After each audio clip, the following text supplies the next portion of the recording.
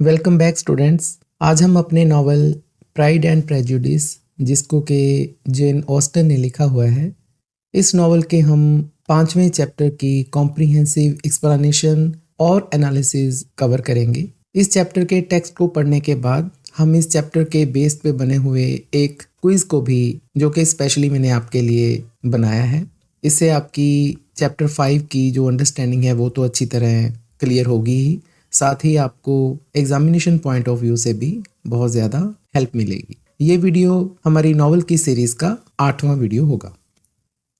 Students, हमने already अपना जो नॉवल प्राइड एंड प्रेजुडिस शुरू किया हुआ है, उसके हम ऑलरेडी पहले 5 चैप्टर कवर कर चुके हैं।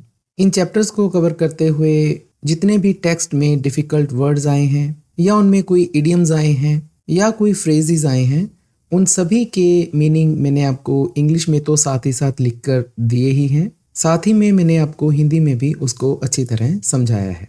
इसी तरह नॉवल की स्टडी करते हुए हमारे जो भी मेजर इंसिडेंट आए हैं, जैसा कि मैरिटन बॉल की जो घटना आई थी, जो कि नॉवल के तीसरे पार्ट में आई थी, उस पे बेस्ड हमारा जो एक ऐसे टाइप क्वेश्चन है, हमने वो भी डिस्कस किया है। इसी तरह नॉवल के इम्पोर्टेंट कैरेक्टर स्केचेस, जैसे कि एलिजाबेथ बेनेट का कैरेक्टर स्केच हमने बहुत ही डिटेल में स्टडी किया है, और साथ ही साथ मिस्टर डार्सी का भी कैरेक्टर स्केच हमने बहुत अच्छी तरह से पढ़ा है। उम्मीद है स्टूडेंट्स आपने ये सभी वीडियोस ज़रूर देखे होंगे। अगर आपके ये वीडियोस मिस हुए हैं तो मैं स्क्रीन के टॉप राइट कॉर्नर पर आपको इस नॉवल की सीरीज़ की प्लेलिस्ट का लिंक प्रोवाइड कर रहा हूँ, जहाँ पे हमारे अब तक के जितने भी नॉवल के वीडियोस हैं आप उनको देख सकते हैं और आगे की नॉवल की स्टडी कंटिन्यू कर सकते हैं। Love learning to lead at Deepak Sood Notes. Within a short walk of Longbourn lived a family with whom the Bennets were particularly intimate. तो चैप्टर 5 हमारा स्टार्ट होता है जी कि लॉन्गबोर्न से थोड़ा सा दूर अ शॉर्ट वॉक एक फैमिली रहती है जी, जिनके साथ जो बेनेट फैमिली है वो बहुत ज़्यादा क्लोज है। इंटीमेट का मतलब होता है जी क्लोज या फेमिलियर, पर्टिकुलरली स्पेशली, खास तौर से वो बहुत ज़्यादा करीब हैं जी बेनेट फैमिली के साथ। और ये किस फैमिली की बात हो रही है जी? ये ल्यूकस फैमिली की बात हो रही है। इसके बारे में आगे है कि sir William Lucas had been formerly in trade in Meryton, where he had made a tolerable fortune and risen to the honor of knighthood by an address to the king during his mayoralty. तो sir William Lucas की बात हो रही है जी कि वो पहले मैरिटन जो जगह है, जहाँ पे हमें पता है बच्चों चैप्टर 3 में बॉल भी हुई थी, तो वो उस जगह पे ट्रेड करते थे, एक व्यापार करते थे पहले, फॉर्मली मतलब पहले किया करते थे, और वहाँ पे उन्होंने एक टॉलरेबल फॉर्च्यून भी कमाई। टॉलरेबल वर्ड को सुन के आपके मन में मिस्टर डार्सी का वो फेमस डायलॉग ज़रूर याद आया होगा, जो उन्होंने मिस एलिजाबेथ के लिए बोला था कि she is tolerable but not handsome enough to tempt me. तो वहाँ पे टॉलरेबल का मतलब सो या ओके आया था, यहाँ पे भी इसका मतलब वही है कि उन्होंने ठीक ठाक वेल्थ बनाई थी, धन कमाया था। फॉर्च्यून का मतलब यहाँ पे भी वेल्थ ही है बच्चों, और वो नाइटहुड के ऑनर तक पहुँच गए थे। अब यहाँ पे बच्चों नाइटहुड का मतलब है कि ये एक अवार्ड है जो कि इंग्लैंड के राजा या रानी द्वारा किसी व्यक्ति विशेष को दिया जाता है जिन्होंने अपने देश के लिए बहुत अच्छी सेवा की हो। तो उनको ये नाइटहुड का मान सम्मान मिला था। कब मिला था? जब वो मेयर बने थे, जब उन्होंने किंग को एड्रेस किया था। नाइटहुड का जब भी अवार्ड किसी पर्सन को मिलता है बच्चों, तो वह अपने नाम के आगे सर लिख सकता है। जैसे कि यहाँ पर भी आप देखो, नोट करो कि विलियम ल्यूकस के नाम के आगे सर लिखा हुआ है। तो इंग्लैंड में सर उसी को कहा जाता है जिसको नाइटहुड का अवार्ड इंग्लैंड के राजा या रानी द्वारा मिला हुआ हो। अब यहाँ पे मेयरल्टी शब्द जो है, ये ऑफिस ऑफ द मेयर को कहा जाता है। जो बड़े शहर होते हैं, जैसे हमारा पटियाला शहर है, वहाँ पे जो म्यूनिसिपल कॉरपोरेशन होती हैं बच्चों, तो उनका जो हेड होता है उसको हम मेयर कहते हैं। आप याद कीजिए, हमारे +2 क्लास में भी एक स्टोरी है, अटैक्ड बाय पिटबुल्स। उस स्टोरी में जो हीरो हैं वो मेयर हैं। वो भी हमने चैप्टर बहुत अच्छी तरह से पढ़ा है। The distinction had perhaps been felt too strongly. लेकिन हुआ क्या कि जब उनको ये मान सम्मान मिला, यहाँ पे डिस्टिंक्शन का मतलब फिर वही मान सम्मान या ऑनर को ही कहा गया है, वो उनके लिए कुछ ज़्यादा ही स्ट्रॉन्ग हो गई। मतलब जैसे होता है ना, जब किसी पर्सन को बहुत बड़ा मान सम्मान मिले तो कई बार वो उसको पचा नहीं पाता, तब ये हम वर्ड्स यूज़ करते हैं।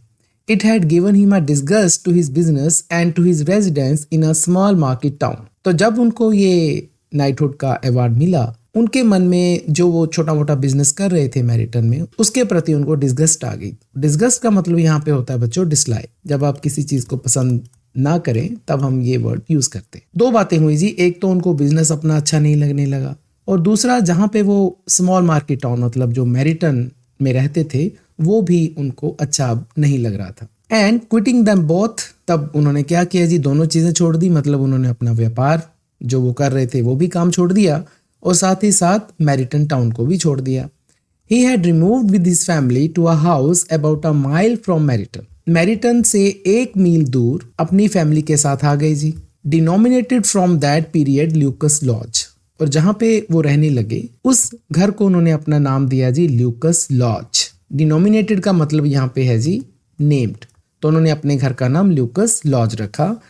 Where he could think with pleasure of his own importance and unshackled by business, occupy himself solely in being civil to all the world। अब वहां पे रह के वो सिर्फ अपनी जो इम्पोर्टेंस है, जो उन्होंने उपलब्धि प्राप्त की है, नाइटहुड का अवार्ड जो उनको मिला है जिसकी वजह से वो सर बन गए हैं, तो उनकी खुशियों के बारे में वो सोच सकते थे, और अब उनको कोई बिजनेस की प्रॉब्लम भी नहीं थी। अब यहाँ पे अनशैकल का मतलब है फ्रीड, क्योंकि वो अपने आप को थोड़ा सा फ्री महसूस कर रहे थे, उनको कोई काम नहीं करना पड़ रहा था, और उन्होंने अपने आप को बिल्कुल ऑक्यूपाई कर लिया, बिल्कुल समर्पित कर दिया। किसके लिए जी? कि वो पूरे संसार के प्रति बहुत ही ज्यादा सिविल हो गए। सिविल का मतलब कि बहुत ज्यादा अच्छे बन गए जी वो सभी लोगों के लिए। For though elated by his rank it did not render him supercilious. हालांकि उनको जो ये नाइटहुड वाला रैंक मिला था उनसे वो खुश तो बहुत थे। इलेटेड का मतलब होता है बच्चों प्लीज्ड, लेकिन उनकी ये खुशी उनको सुपरसिलस नहीं बना पाई थी। सुपरसिलस का मतलब होता है बच्चों स्नॉबी। याद कीजिए हमारे +2 इंग्लिश इलेक्टिव में द स्नॉब चैप्टर है, बड़ा अच्छी तरह पता है कि स्नॉब का मतलब है घमंड। तो वो घमंडी नहीं बने। नाइटहुड बनने के बाद, सर की उपाधि मिलने के बाद वो घमंडी नहीं थे। On the contrary he was all attention to everybody. इसके विपरीत, ऑन द कॉन्ट्ररी एक इडियम है जी, इसका मतलब होता है इसके विपरीत। वो सभी को सुनते थे, सभी की तरफ ध्यान देते थे। All attention to everybody. By nature inoffensive, friendly and obliging, his presentation at Saint James had made him courteous. By nature स्वभाव से वो इनऑफेंसिव थे। इनऑफेंसिव जो किसी का बुरा ना चाहे, हम इसको नॉट ऑब्जेक्शनेबल भी कह सकते हैं बच्चों। और वो फ्रेंडली थे, सभी के साथ बड़ा मित्रता पूर्वक व्यवहार करते थे, और ऑब्लाइजिंग भी थे। ऑब्लाइजिंग का मतलब होता है बच्चों हेल्पफुल। तो जब हम सर विलियम ल्यूकस का कैरेक्टर स्केच करेंगे बच्चों, तो हम ये वर्ड्स जरूर यूज करेंगे जो हमें नॉवल में आए हैं। एक तो कि वो बाय नेचर इनऑफेंसिव हैं, दूसरे वो फ्रेंडली हैं और ऑब्लाइजिंग हैं। लेकिन हुआ क्या कि जब सेंट जेम्स, अब यहाँ पे सेंट जेम्स का मतलब है बच्चों the court at Saint James Palace. England के राजा किसी का मान सम्मान करते हैं तो वो जगह को हम सेंट जेम्स कहते हैं। वहां पे जो प्रेजेंटेशन हुई, प्रेजेंटेशन वही जब उनको नाइटहुड की उपाधि मिली, उस प्रेजेंटेशन से ये कर्टियस हो गए। कर्टियस का मतलब है पोलाइट इन मैनर, कि ये अपने स्वभाव में और भी ज्यादा निमर बन गए। अब बच्चों जैसे कि हमें पता है कि बाय नेचर तो वो पहले से ही बहुत ही फ्रेंडली हैं, ऑब्लाइजिंग हैं, किसी का दिल नहीं दुखाते, और जब उनको ये अवार्ड मिला तो वो और ज्यादा पोलाइट हो गए। तो यहाँ पे एक तरह से जेन ऑस्टिन ने थोड़ा सा व्यंग किया है सर विलियम ल्यूकस की नेचर के ऊपर। उनको ऐसा करने की जरूरत नहीं थी क्योंकि वो ऑलरेडी बहुत अच्छे इंसान थे। अगर ऐसा इंसान कुछ और ज्यादा अच्छा बनने की कोशिश करे तो ऐसा लगता है कि वो आर्टिफिशियल बन गया है। यहाँ पे इनकी जो नेचर है वो मिस्टर बिंगले से काफ़ी मिलती जुलती है। मिस्टर बिंगले भी फ्रेंडली हैं, इनोफेंसिव हैं, ऑब्लाइजिंग हैं, लेकिन दोनों में एक फ़र्क है। मिस्टर बिंगले आर्टिफिशियल नहीं है।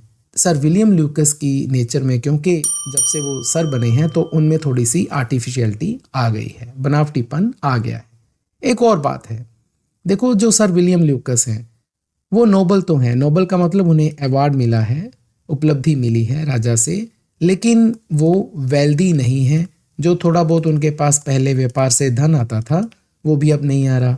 इसके विपरीत मिस्टर बिंगले वेल्दी तो हैं, हमें पता है कि उनकी 4,000 to 5,000 पाउंड्स पर ईयर उनकी कमाई आती है, लेकिन वो नोबल नहीं है, उन्हें किसी तरह का कोई अवार्ड नहीं मिला है। तो यहाँ पे हमें दोनों की पर्सनैलिटी में थोड़ा सा फर्क पता चलता है। Lady Lucas was a very kind of woman, not too clever to be a valuable neighbour to Mrs Bennet. अब यहाँ पे सर विलियम ल्यूकस की वाइफ लेडी ल्यूकस के बारे में कुछ लिखा गया है कि लेडी ल्यूकस एक भली औरत थी, was a good kind of women, और वो इतनी चालाक नहीं थी, इसीलिए वो मिसिस बैनेट की एक अच्छी पड़ोसन थी।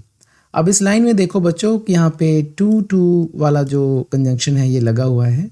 हमें +2 क्लास में इनको ग्रामर में सो दैट में चेंजेस करने के लिए, इसका उल्टा भी करने के लिए एग्जामिनेशन में पूछा जाता है। तो यहाँ पे इस सेंटेंस को आप सो दैट में भी कन्वर्ट कर सकते हैं।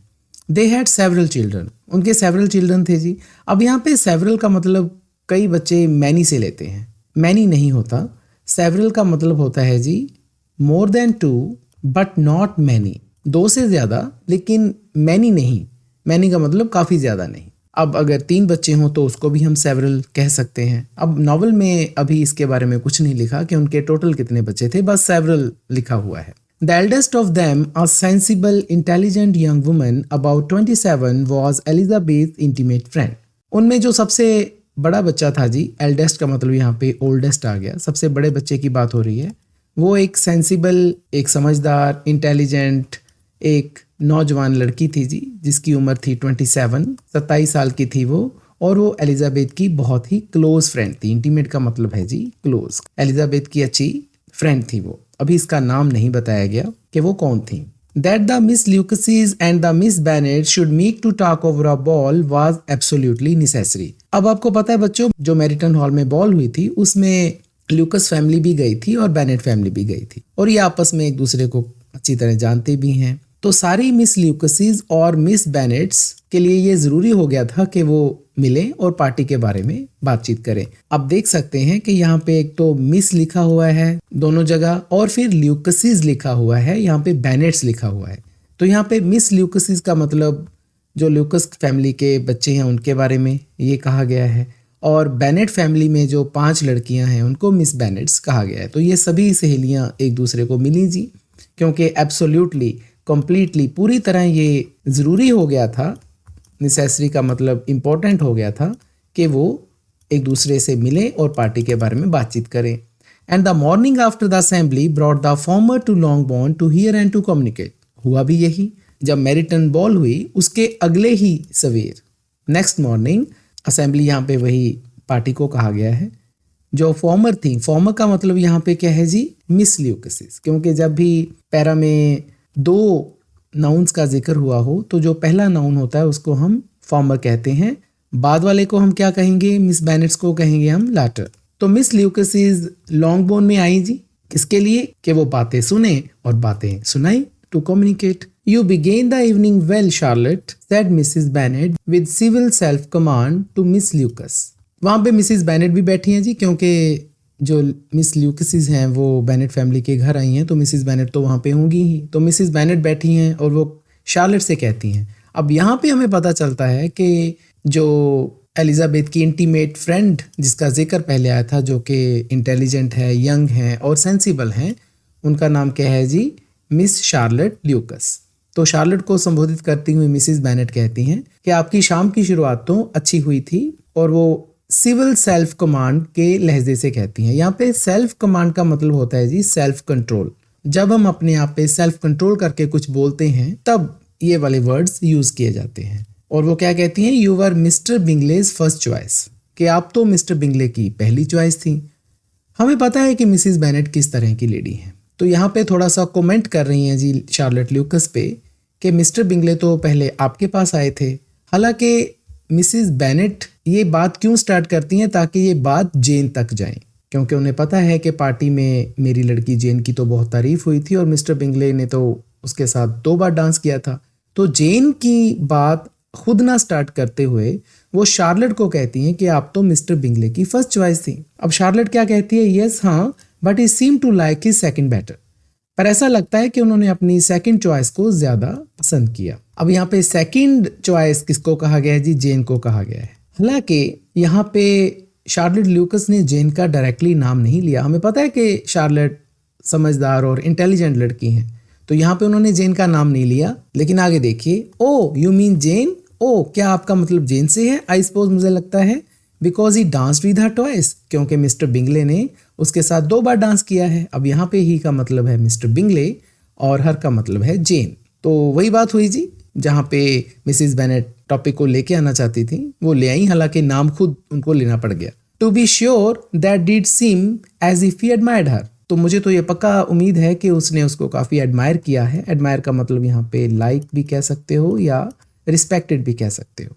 इंडीड सचमुच, आई रादर बिलीव इट, कि हाँ उसने सचमुच उसको काफ़ी लाइक किया। I heard something about it, और इस बात के बारे में मुझे कुछ पता भी लगा है। But I hardly know what, पर मुझे ज़्यादा जानकारी नहीं है। समथिंग अबाउट मिस्टर रॉबिन्सन, खासतौर से मिस्टर रॉबिन्सन के बारे में। तो मिस्टर रॉबिन्सन भी एक करेक्टर हैं जी जो बहुत थोड़े समय के लिए इस नावल में आते हैं। तो मिस्टर रॉबिन्सन एक रेजिडेंट हैं जी मैरिटन टाउन के। मैरिटन वही टाउन है जहाँ पे पार्टी हुई थी, वहाँ के रहने वाले हैं जी मिस्टर रॉबिन्सन। उसके बारे में मिसिस बेनेट बोल रही हैं। Perhaps you mean what I overheard between him and Mr. Robinson. शायद आपका मतलब इस बात से है कि जो मैंने मिस्टर रॉबिन्सन और मिस्टर बिंगले की जो बातचीत ओवरहियर की थी। ओवरहियर का मतलब होता है बच्चों बातचीत सुनना। Did not I mention it to you? क्या मैंने आपको इसका जिक्र नहीं किया था? तो यहाँ पे क्या हुआ था बच्चों कि पार्टी में ना मिस्टर रॉबिन्सन भी थे और मिस्टर बिंगले भी थे, तो दोनों की बातचीत हुई। तो उन दोनों की बातचीत को मिस शार्लेट ल्यूकस ने सुन लिया था, वो नज़दीक ही खड़ी थी। अब यहाँ पे ओवरहियर का मतलब ये नहीं होता कि कोई पर्सन किसी की बातचीत को जानबूझकर सुनता है, क्योंकि वो उसके नज़दीक खड़ा है तो उसको बातें सुन जाती हैं। बिल्कुल ऐसी ही कंडीशन बच्चों याद कीजिए 3rd चैप्टर में एलिजाबेथ बेनेट के साथ भी हुई थी कि जब वो बिल्कुल पास ही बैठी थी मिस्टर बिंगले और मिस्टर डार्सी के, एलिजाबेथ को उन दोनों की बातचीत का पता चल गया था, तो उन्होंने भी ओवरहियर की थी। तो यही ओवरहियरिंग शार्लेट ने भी की है, लेकिन पर्सन इस बार डिफरेंट है। तो इन्होंने ओवरहियर किया था जी मिस्टर बिंगले और मिस्टर रॉबिन्सन को, और इस बात का जिक्र उन्होंने मिसिस बेनेट को भी किया था। अब मिसिस बेनेट क्या कर रही हैं, शार्लेट से बात सुनकर शार्लेट को ही बता रही हैं कि मिस्टर रॉबिन्सन ने कुछ जिक्र किया था जी जेन के बारे में। तो हमें यहाँ पे पता चलता है कि मिसिस बेनेट किस तरह की लेडी हैं। Mr Robinson asking him how he liked our Meryton assemblies and whether he did not think there were a great many pretty women in the room and which he thought the prettiest. जब mister Robinson और mister Bingley की बातचीत हो रही थी, जिसमें mister Robinson mister Bingley से मूलतः 3 क्वेश्चन पूछते हैं कि जी आपको मैरिटन असेंबली किस तरह की लगी, और क्या आप सोचते हैं कि यहाँ पे काफ़ी ज़्यादा अच्छी लड़कियाँ आई हुई हैं, और उनमें से सबसे आपको प्रेटिएस्ट कौन लगी। तो प्रेटिएस्ट यहाँ पे डिग्री ऑफ एडजेक्टिव है जी, 3rd डिग्री लगी है। And is answering immediately to the last question, और मिस्टर रॉबिन्सन को उनका जो लास्ट क्वेश्चन था उसका आंसर बिल्कुल मिलता है जी, जल्दी ही मिलता है मिस्टर बिंगले से। और वो क्या आंसर है जी, oh the eldest Miss Bennet, beyond a doubt there can not be 2 opinions on that point. के ओल्डेस्ट मिस बेनेट, एल्डेस्ट का मतलब यहाँ पे जो सबसे बड़ी हैं जी मिस बेनेट, किसका जिक्र हो रहा है, नेचुरली जेन बेनेट का हो रहा है जी। तो मिस्टर बिंगले मिस्टर रॉबिन्सन से कहते हैं जी कि बेशक जेन सबसे ज़्यादा खूबसूरत है, बियॉन्ड अ डाउट, इसमें तो कोई शक ही नहीं है, और इस मामले में कोई दो राय तो हो ही नहीं सकती। और ये सारी बातें जो हुई थी ये शार्लेट ल्यूकस ने, क्योंकि उनके नज़दीक खड़ी थी तो उन्होंने सुन ली थी, और ये सारी बातें आके उन्होंने मिसिस बेनेट को भी बताई थी। तो शार्लेट से सुनकर यही बातों का जिक्र मिसिस बेनेट दोबारा करती हैं जी। अपॉन माई वर्ड, कसम से। जैसे बच्चों हम बातचीत में कई बार कह देते हैं कि मुझे कसम लगे, तो वही बात यहाँ पे हो रही है कि कसम से। Well that was very decided indeed, कि ये तो हुआ ही था। That does seem as if but however it may all come to nothing you know. अब ये बातें मिसिस बेनेट बोल रही हैं, यहाँ पे वो फिर बन रही हैं। लगता तो है कि उन्होंने उसको लाइक किया है, पर यह भी हो सकता है कि कुछ भी ना हो, आगे कुछ भी ना हो, all come to nothing. My overhearings were more to the purpose than yours, Eliza, said Charlotte. अब शार्लेट यहाँ पे अपनी फ्रेंड एलिजाबेथ से बात कर रही हैं, उनको कहती हैं कि जो मैंने ओवरहियरिंग सुनी है वो आपकी ओवरहियरिंग से मोर टू द पर्पज़ है। मोर टू द पर्पज़ एक इडियम होता है बच्चों, इसका मतलब होता है मोर हेल्पफुल। जैसा कि बच्चों मैंने आपको पहले बताया कि मैरिटन हॉल में 2 लड़कियों ने ओवरहियरिंग की, एक तो की एलिजाबेथ ने मिस्टर डार्सी और मिस्टर बिंगले की, और शार्लेट ने की जी मिस्टर बिंगले और मिस्टर रॉबिन्सन की। तो इन दोनों ओवरहियरिंग्स की कंपैरिजन शार्लेट कर रही हैं कि मेरी वाली जो ओवरहियरिंग हुई है वो आपकी ओवरहियरिंग से ज़्यादा अच्छी है। फिर वो कहती हैं कि Mr Darcy is not so well worth listening to as his friend is he, कि मिस्टर डार्सी को सुनना उसके फ्रेंड के सुनने से ज़्यादा अच्छा नहीं है। अब यहाँ पे हिज फ्रेंड का मतलब क्या है जी, मिस्टर बिंगले। अब यहाँ पे एक तरह से चुटकी ले रही हैं जी शार्लेट ल्यूकस एलिजाबेथ की, कि मिस्टर डार्सी को सुनना ज़्यादा अच्छा नहीं है, मिस्टर बिंगले को सुनना ज़्यादा अच्छा है, क्योंकि मिस्टर बिंगले ने तो जेन के बारे में बहुत अच्छी अच्छी बातें कही हैं, मिस्टर डार्सी ने तो आपके बारे में कोई बहुत अच्छी बातें नहीं की हैं। पुअर एलिजा, अब यहाँ पे वो फिर कहती हैं कि बेचारी एलिजा। अब यहाँ पे देखो बच्चों, एलिजाबेथ को एलिजा कह के भी बुलाया जाता है। हमें पता है कि उसके फादर और जेन एलिजाबेथ को लिजी कहते हैं, और यहाँ पे शार्लेट एलिजाबेथ को एलिजा कहती हैं। तो ये दोनों उनके निकनेम हैं। To be only just tolerable, तो बेचारी एलिजाबेथ तो पार्टी में टॉलरेबल बन गई जी, वो तो ओके टाइप बन गई। यहाँ पे बच्चों ओवर हियरिंग वर्ड बार बार आ रहा है। ओवर हियरिंग को हम इंग्लिश में कह सकते हैं to hear something by accidentally. जब किसी को हम बातें करते सुन लेते हैं और वो अचानक हो जाता है, कोई हम जानबूझकर नहीं करते, तब वहाँ पे ये वर्ड हम ओवर हियर यूज करते हैं। स्टूडेंट्स, मैं आपको बताना चाहूँगा कि मैं नॉवल के जिस भी चैप्टर को आपके साथ डिस्कस करता हूँ, तब मैं उस चैप्टर के टेक्स्ट को समझाने के बाद उस टेक्स्ट के बेस पे एक क्विज आपके साथ हमेशा शेयर करता हूँ।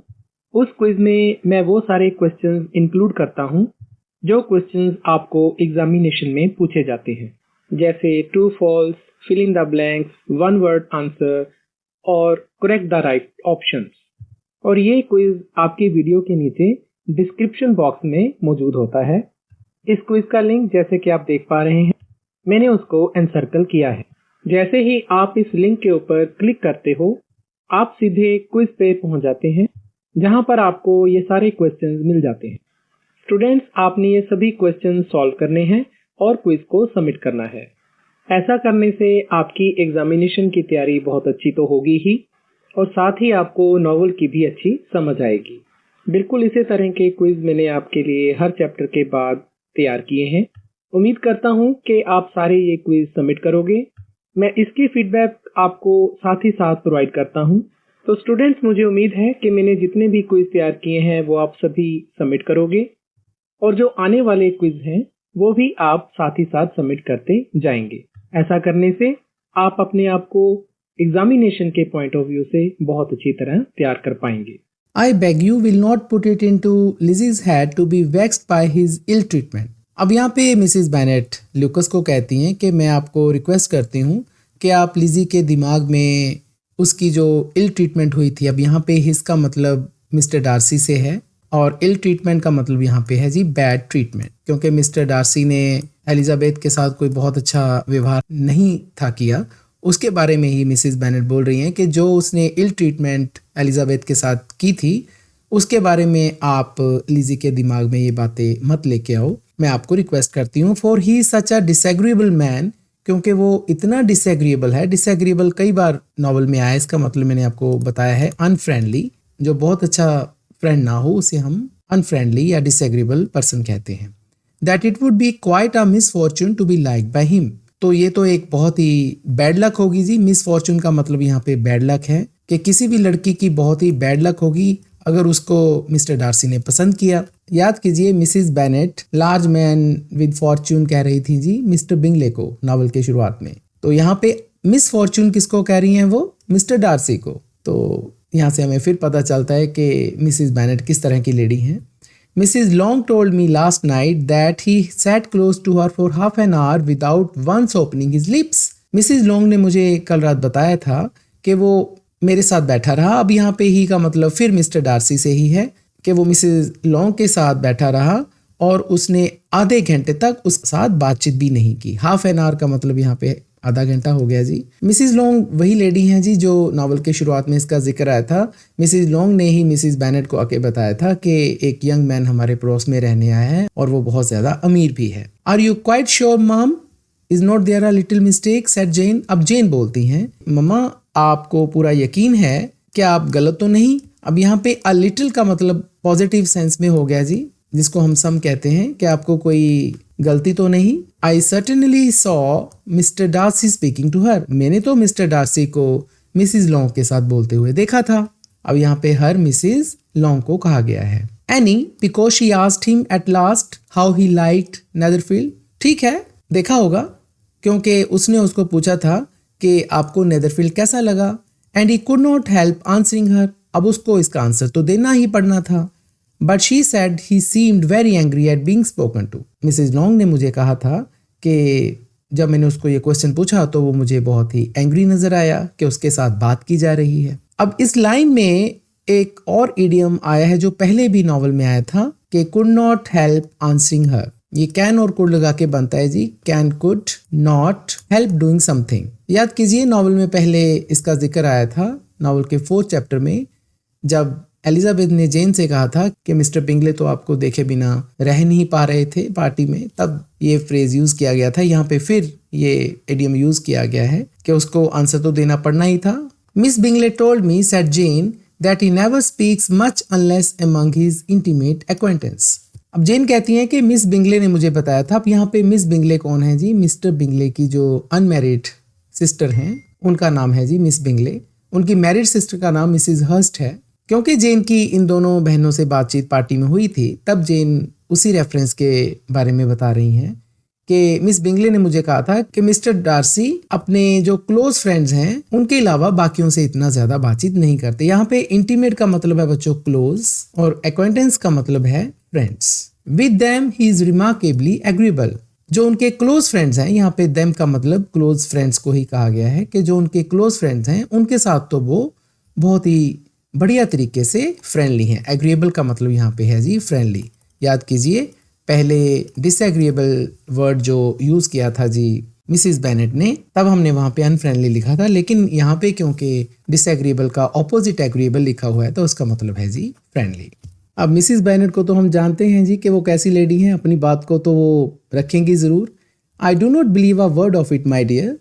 वो जेन को कहती हैं कि माई डियर, मैं इसके बारे में एक रत्ती भर भी विश्वास नहीं करती। If he had been so very agreeable he would have talk to Mrs Long. अगर वो इतना फ्रेंडली होता तो वो मिसिस लॉन्ग के साथ जरूर बात करता। But I can gas how it was. पर मुझे पता है कि वहां हुआ क्या था।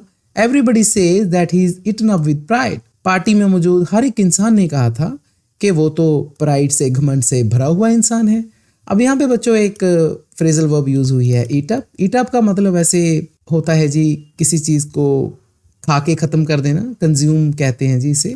लेकिन यहाँ पे इसका मतलब थोड़ा सा डिफरेंट है। यहाँ पे ये प्राइड के साथ जुड़ा हुआ है, तो हम कहेंगे कि वो तो घमंड से भरा हुआ था। किसकी बात हो रही है जी? मिस्टर डार्सी की। Another time Lizzy said her mother. अब वो एलिजाबेथ को बोलती हैं कि लिजी, फिर कभी I would not dance with him if I were you. अगर मैं तुम्हारी जगह होती, इफ आई वर यू, और मुझे दोबारा मौका मिलता तो मैं उसके साथ कभी भी डांस न करती।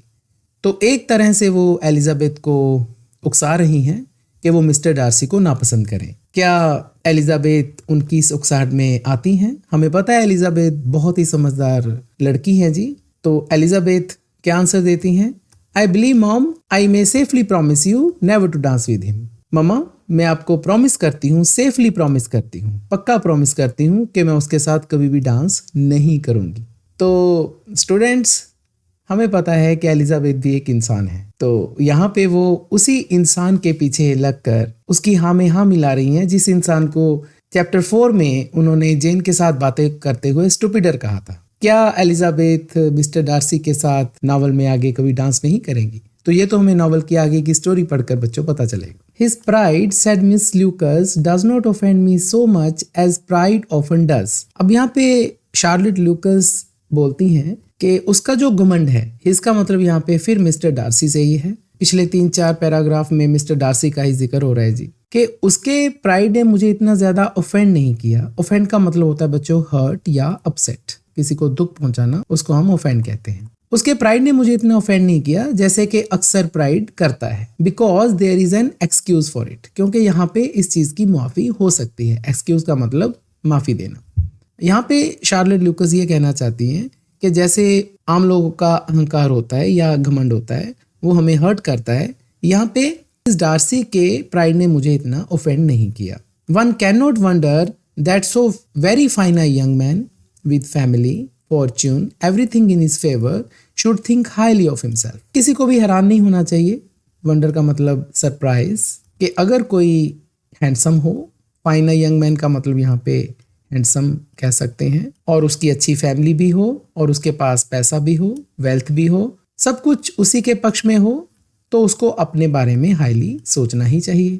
यहाँ पे शार्लेट लूकस जेन की तरह मिस्टर डार्सी की तरफदारी कर रही हैं। वो कहती हैं कि मिस्टर डार्सी हैंडसम हैं, उनकी अच्छी फैमिली है, उनके पास धन दौलत बहुत है, तो जब सभी कुछ उसके पक्ष में है तो इस लिहाज से उसका घमंडी होना कोई बहुत बड़ी बात नहीं है। If I may so express it, अगर कोई मेरी राय पूछे, he has a right to be proud, तो उसको तो घमंडी होना ही चाहिए। तो अब एलिजाबेथ क्या बोलती हैं? दैट इज़ वेरी ट्रू, आप बिल्कुल सही कह रहे हो लूकस, रिप्लाइड एलिजाबेथ। एलिजाबेथ बोलती हैं, and I could easily forgive his pride if he had not modified mind. मैं उसके प्राइड को आसानी से माफ कर देती अगर उसने मेरी इंसल्ट ना की होती। अब यहाँ पे मोटिफाई का मतलब है बच्चों, to make somebody feel embarrassed. जब कोई पर्सन किसी दूसरे पर्सन को अपनी बातों से एम्बेरेस फील करवाता है, उसको थोड़ी इंसल्ट फील होती है, तब मोटिफाई वर्ड यूज किया जाता है।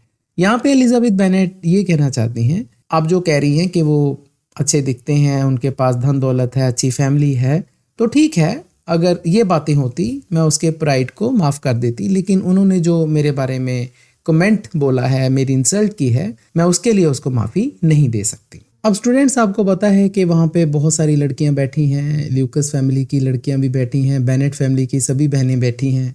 तो वहाँ पे एक लड़की बैठी है जी मैरी, हमें ये भी पता है कि वो काफ़ी बुक्स पढ़ती है, तो उसके बारे में है जी पैरा कि प्राइड ऑब्जर्व मैरी। अब मैरी बोलती हैं, pride who piqued herself upon the solidity of her reflections। अब यहाँ पे एक वर्ड यूज हुआ है जी piqued, एक्चुअली ये पीक वर्ब की फॉर्म होती है, उसकी ये सेकंड फॉर्म लगाई गई है। पीक का मतलब होता है जी to excite by a challenge. और इसी तरह यहाँ पे एक फ्रेज आया है solidity of her reflections. Reflections का मतलब ऐसे थिंकिंग होता है बच्चों। अब हमें पता है कि बच्चों मैरी किताबें बहुत पढ़ती हैं, तो वहाँ पे उसने प्राइड के बारे में कहीं पढ़ा होगा, तो क्योंकि अब वहाँ पे सभी लड़कियाँ अपने अपने व्यूज़ दे रही हैं, तो मैरी को भी लगा कि अब मेरे पास ये उचित समय है कि मैं भी प्राइड के बारे में बोलूँ, क्योंकि प्राइड के बारे में तो मैं बहुत कुछ जानती हूँ, मैंने पढ़ा हुआ है यहाँ पे। इसीलिए सॉलिडिटी ऑफ रिफ्लेक्शंस की जो थिंकिंग है उसके बारे में जो वो जानती हैं, उसके बारे में वो अपने आप को काफ़ी सॉलिड मानती हैं, तो वह बोलती हैं pride is a very common feeling. Feeling का मतलब है जी वीकनेस, कि जो प्राइड है, जो अहंकार है, ये बहुत ही आम एक वीकनेस है, कमजोरी है। आई बिलीव, मैं मानती हूँ, by all that I have ever read, मैंने अब तक जो भी कुछ पढ़ा है, I am convinced that it is very common indeed, मुझे पूरा विश्वास है कि ये बहुत ही आम है। That human nature is particularly prone to it, क्योंकि जो हमारी ह्यूमन नेचर है, इंसान का जो स्वभाव है, वो बहुत ज़्यादा खास तौर से, पर्टिकुलरली का मतलब है जी स्पेशली, प्रोन टू का मतलब होता है जी likely to suffer from something. यहाँ पे मैरी ये कह रही हैं कि इंसान के स्वभाव में प्राइड आ ही जाता है, ये आम हमें देखने को मिल जाता है। And that there are very few of us who do not cherish a feeling of self complacency on the score of some quality or other, real or imaginary. हमारे में बहुत थोड़े इंसान ऐसे हैं जो कि ये सेल्फ कॉम्प्लेसेंसी वाली फीलिंग अपने में नहीं लेके आते, और ये सेल्फ कॉम्प्लेसेंसी वाली फीलिंग इसीलिए आ जाती है क्योंकि ये इंसान मानते हैं कि उनमें कोई क्वालिटी ऐसी ज़रूर है, चाहे वो रियल हो या इमेजिनरी हो। रियल का मतलब असल में हो, इमेजिनरी का मतलब वो असल में चाहे ना भी हो। यहाँ पे मैरी ये कहना चाहते हैं कि इंसान को लगता है कि मेरे अंदर कोई एक खास क्वालिटी ज़रूर है, और उसी क्वालिटी को वो फिर चेरिश करता है, उसको संभाल के रखता है। उसी क्वालिटी की वजह से उसमें अहंकार आ जाता है, और ऐसे इंसान बहुत कम हैं जो ये वाली फीलिंग अपने में नहीं डालते कि उनमें कोई क्वालिटी ही नहीं है। मतलब ज़्यादातर इंसान यही सोचते हैं कि हमारे में कोई ना कोई अच्छी क्वालिटी है, जिसकी वजह से उनमें अहंकार आ जाता है। अब वो आगे क्या बोलती हैं कि vanity and pride are different things, कि वैनिटी और प्राइड अलग अलग चीज़ें हैं। अब यहाँ पे हमें ये देखने की बात है बच्चों, वैनिटी की बात तो हुई ही नहीं है। अब तक जो भी बातचीत हुई है सभी लड़कियों की, उसमें वैनिटी की बात नहीं आती, लेकिन वैनिटी की बात मैरी लेकर आ रही हैं कि वैनिटी और प्राइड अलग अलग चीज़ें हैं। Though the words are often used synonymously, हालांकि दोनों वर्ड्स को एक ही तरह से परिभाषित किया जाता है। सिनोनिमसली का मतलब सेम मीनिंग, कि उनका सेम मीनिंग लिया जाता है कि वैनिटी और प्राइड एक ही चीज़ है। अ पर्सन में be proud without being when, एक पर्सन में अहंकार हो सकता है, लेकिन हो सकता है उसमें वैनिटी ना हो, मतलब वो वेन के बिना प्राउडी हो सकता है। Pride relates more to our opinions of ourselves, pride का मतलब होता है जी हमारी अपने बारे में अपनी ओपिनियन क्या है, तो उसको हम प्राइड बोलते हैं। Vanity to what we would have other things of us, vanity का मतलब है बाकी लोग हमारे बारे में क्या सोचते हैं। तो ये दो बातें जी मैरी ने बता दी कि जब हम अपने बारे में किसी क्वालिटी को लेकर बहुत ज़्यादा उत्साहित हो जाते हैं तो वो तो हो गया प्राइड, लेकिन बाकी लोगों के लिए वो यही चीज़ क्या होगी जी, वैनिटी। स्टूडेंट्स, यहाँ पे मैं कहना चाहूँगा कि मैरी अपने लिहाज से बहुत अक्लमंदी वाली बातें कर रही हैं, लेकिन हमें ये भी पता है कि मैरी बेसिकली इंटेलिजेंट नहीं है। मैरी जो भी बातें कर रही हैं वो किताबी बातें कर रही हैं जो उसने कभी बुक्स में पढ़ी हैं। इसके विपरीत एलिजाबेथ बहुत ही समझदार लड़की हैं। जैसे कि उन्होंने कहा था कि अगर मिस्टर डार्सी में सिर्फ प्राइड होता तो मैं उन्हें माफ़ कर देती, क्योंकि उन्होंने मेरी इंसल्ट की है इसलिए मैं उन्हें माफ़ नहीं कर सकती। तो एलिजाबेथ ने बहुत अच्छी बात कही थी। यहाँ पे मैरी जो बातें कर रही है वो सिर्फ और सिर्फ किताबी बातें कर रही हैं। मैरी ने अपने लिहाज से जो बातें की हैं वो हमने पढ़ ली हैं, लेकिन मैं यहाँ पे बताना चाहूँगा कि जेन ऑस्टिन के टाइम में ये जो प्राइड और वैनिटी दोनों वर्ड्स थे ये जेंडर टर्म्स के लिहाज से यूज़ किए जाते थे। वैनिटी वर्ड्स उन दिनों में जेन ऑस्टिन के टाइम में लड़कियों के लिए यूज़ किया जाता। अब सपोज करो कि कोई लड़की बहुत खूबसूरत है या वो बहुत अच्छी पेंटिंग करती है या स्टिचिंग करती है, तो उसके लिए ये वर्ड यूज़ किया जाता था कि वो बहुत अहंकारी है, उसमें वैनिटी है। जो प्राइड वर्ड था ये बेसिकली जेन ऑस्टिन के टाइम में बॉयज़ के लिए यूज़ किया जाता। सपोज करो कोई लड़का बहुत ही अमीर परिवार से है या उसने अपनी किसी बिजनेस में या ट्रेड में बहुत ज़्यादा पैसा बनाया है, तो उस लड़के के अहंकार को बताने के लिए प्राइड यूज़ किया जाता था। तो प्राइड एंड वैनिटी वाला जो कॉन्सेप्ट है जो जेन ऑस्टिन के टाइम में लिया जाता था उसके बारे में मैंने आपको यहाँ पे थोड़ा सा परिचित करवाया है। तो स्टूडेंट्स, इसी के साथ हमारा प्राइड एंड प्रेजुडिस नॉवल का 5वां चैप्टर भी कंप्लीट होता है। उम्मीद है कि आपको ये सारा चैप्टर बहुत ही अच्छी तरीके से समझ आ गया होगा। अगर फिर भी आपका कोई डाउट है तो आप मुझे कमेंट सेक्शन में कोई भी क्वेश्चन पूछ सकते हैं। वीडियो के एंड में मैं आपको मेरे द्वारा बनाए हुए प्राइड एंड प्रेजुडिस के और बहुत सारे वीडियोस के लिंक स्क्रीन पर प्रोवाइड कर रहा हूँ। नेक्स्ट वीडियो में हम प्राइड एंड प्रेजुडिस नॉवल के किसी और टॉपिक को लेकर मिलेंगे जी। फिर मिलते हैं। धन्यवाद।